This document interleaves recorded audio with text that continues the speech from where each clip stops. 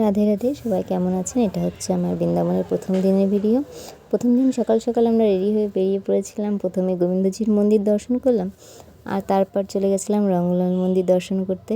সেখানে সোনার তাল গাছ দেখেছি, মানে ভীষণ সুন্দর, মানে এতটা সোনা মানে ভাবা যায় না। আর এখন যা সোনার দাম, তো যাই হোক, মন্দিরের চারপাশটাও ছিল খুব সুন্দর। তারপর আমরা চলে এসেছিলাম নিধুবন, আমার পছন্দের জায়গা নিধুবন। মানে বৃন্দাবনে অনেক কিছু পছন্দের জায়গা, কিন্তু নিধুবনটাও খুবই পছন্দের, খুবই কাছের মনে হয়। তো এত সুন্দর, মানে ভাবা যায় কত বছর পুরনো এই গাছগুলো এখনও এরকম আছে।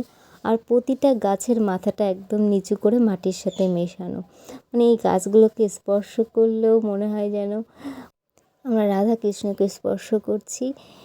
এই অনুভূতিটাই মানে অনেক আলাদা।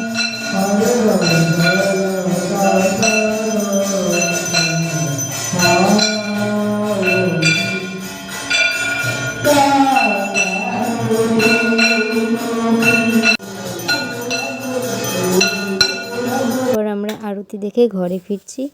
আর যাই হোক, প্রথম দিন আমরা বেশি কিছু ঘুরতে পারিনি, অল্পই ঘুরেছি।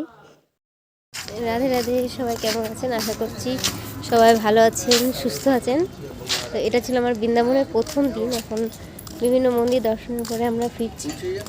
আর এখানে প্রচুর পরিমাণে বাদরের উৎপাত, মানে ফোন বের করা ভীষণ রিস্কের ব্যাপার হয়ে যায়।